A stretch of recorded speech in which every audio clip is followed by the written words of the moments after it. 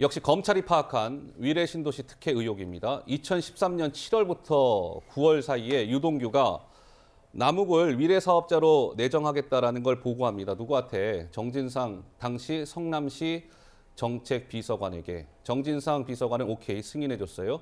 2013년 12월에 남욱이 위례 사업자 특혜 선정이 됩니다. 사업자로 실제로. 2014년 3월에는 그래서 남욱이 호반건설 등을 통해서 비자금을 조성합니다. 이 역시 유동규가 정진상한테 보고합니다. 저 호반건설 통해 비자금 조성합니다. 이런 사실들. 그리고 나서 2014년 4월부터 6월까지 이재명 당시 성남시장 2014년 6월에 이재명 시장이 성남시장 재선 선거가 있지 않았습니까? 그래서 성남시장 재선 선거 자금의 수억 원을 그 당시에 남욱을 출발점으로 해서 김만배를 거쳐 유동규와 정진상에게 전달이 됐다. 그러니까 수억 원의 돈이 이재명 성남시장 재선 선거에 쓰였다. 뭐 이겁니다. 우리 어떻습니까? 이 부분은 장현주 변호사님, 이거 어디 뭐 공소장에 드러난 건가요? 이 사실은 어떻게 파악이 된 거죠? 일단 검찰의 수사 과정에서 드러난 사실들은 정황이다라고 봐야 될 것 같은데요. 예. 당연히 이 부분은 남욱 변호사나 유동규 전 본부장이 진술을 근거로 해서 좀 구성된 사실관계다라고 봐야 될 것 같습니다. 지금 뭐 428억이 되었던 또 뭐 수억 원의 뇌물이 되었던 이런 부분들이 이재명 대표의 정치 자금으로 쓰였다라는 것이 이제 검찰 측의 큰 줄기인 것인데요. 사실 그렇게 보기에는 남욱 변호사나 유동규 전 본부장의 전문 증거들, 그러니까 들어서 알게 됐거나 본인들이 이재명 대표 측으로 흘러가서 쓰였을 것이다라는 추측은 있는 것이지 직접적인 좀 증거는 아직은 부족해 보입니다. 특히 정진상 실장이나 김용 부원장은 뭐 돈을 받은 것에 대해서 혐의를 전면 부인하고 있는 상태인 것이고요. 예. 그리고 428억에 대해서도 부정처사 후 수뢰죄인 부분인 것인데 그게 작년 2월에 사실 결정이 됐다라고 한다면 김용 부원장 같은 경우에는 작년 2월에 돈이 부족해서 유동규 전 본부장한테 돈을 마련해달라라고 부탁을 하고 실제로 한 6억 정도를 받았다. 이런 걸로 공소 제기가 됐거든요. 사실 428억이라는 지분을 이미 약속받은 것이 있다면 바로 김만배 씨에게 그 지분에 있는 돈을 꺼내달라고 했으면 됐을 것인데 왜 어렵게 유동규 전 본부장에게 다시 부탁을 하고 남욱 변호사가 다시 또 돈을 만드는 과정을 지내왔던 것인지 네. 이런 부분들도 검찰 입장에서는 설명을 해야 될 부분인 것 같고요. 일단 지금 시점에서는 뭐 정진상 실장이나 김용 부원장뿐만 아니라 이재명 대표에게 그 돈이 흘러갔다라는 부분에 대해서는 검찰이 아직 증거를 제시하지 못하고 있기 때문에 그런 부분에 대해서 앞으로 재판 과정에서 증거가 나올지 또는 혐의가 입증될 것인지 이런 부분들이 가장 주목되는 포인트가 되겠습니다. 네, 윤 대변인님. 네.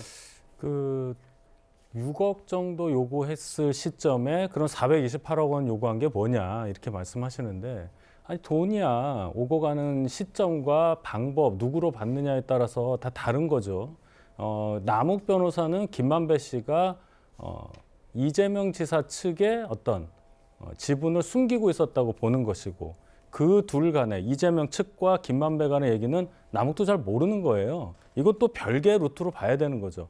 이 428억이 있는데 그럼 왜 6억을 달라고 했느냐? 이건 전혀 비교할 어떤 대상이 아닌 그런 얘기로 보이고요. 예. 결과적으로는 이런 얘기들 돈이 뭐 한두 푼도 아니지 않습니까? 뭐 400몇 억, 뭐 6억 뭐 이런 돈에 왔다 갔다 했다는 이 얘기 자체를 국민들이 어떻게 판단하실 거를 보고 방어를 해야 된다. 저는 이렇게 봐요. 알겠습니다. 자, 아직은 그렇습니다. 이게 428억 천화동인 1호 지분을 이재명 대표 측이 뭐 전달받기로 했다. 이 부분과 관련해서도 그 과정에서 이재명이라는 인물이 뭐 오케이 사인을 줬다. 그 사실을 알고 있었다. 아직 드러난 거 없어요. 또 두 번째, 아까 호반건설 통해서 뭐 돈에 갖고 성남시장 재선 선거에 쓰였다. 검찰은 그렇게 보고 있지만 그 재선 자금으로 쓰여지고 있다는 사실을 이재명이라는 당시 후보가 알고 있었는지도 명확하게 드러난 게 없어요.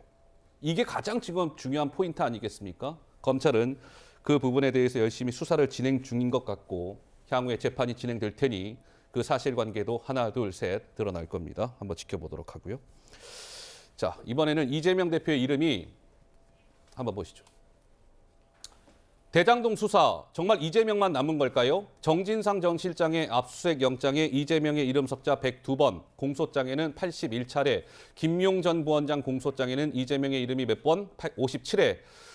102 더하기 81 더하기 57 하니까 이재명 이름만 240차례가 등장을 합니다. 허 시장님, 저 뭐 어떻습니까? 좀 이름이 뭐 많다고 해서 무조건 뭐 혐의가 있는 건 아니긴 합니다만 좀 240차례 등장 이러니까 많기는 많아 보이고요. 어떻습니까? 예, 뭐 어쨌든 저 정진상, 김용 저 두 분을 기소하고 공소장을 쓰려면은 결국은 최고 책임자였던 이재명 대표 이름을 쓰지 않을 수가 없었겠죠. 그리고 뭐 모든 관계가 지난 12년간 같이 엮여 계신 분들이기 때문에 당연하다고 봅니다.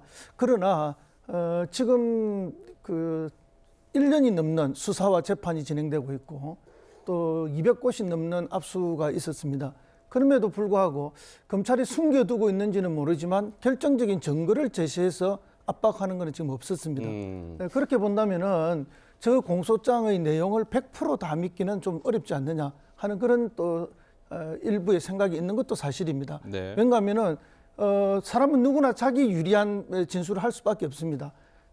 그래서 지금 남욱 변호사라든지 유동규 씨 같은 경우에는 진술이 180도로 바뀌고 있고 또 바뀌는 그 상황에 따라서 자기에게 더 유리한 쪽으로 진술을 하고 있고 거기에 근거해서 지금 공소장이 다 만들어져 있기 때문에 네. 저 내용을 100% 다 믿기는 쉽지는 않다. 예. 다만 이제 정진상, 김용, 이재명 이 대표 세 분은 뭐 지난 12년간 얽혀 있는 분이니까 네. 저 두 분을 기소하고 재판에 넘기기 위해서는 당연히 이재명 대표를 쓸 수밖에 없고 또 궁극적인 목표가 이재명 대표를 겨냥하고 있지 않나 이렇게 봅니다.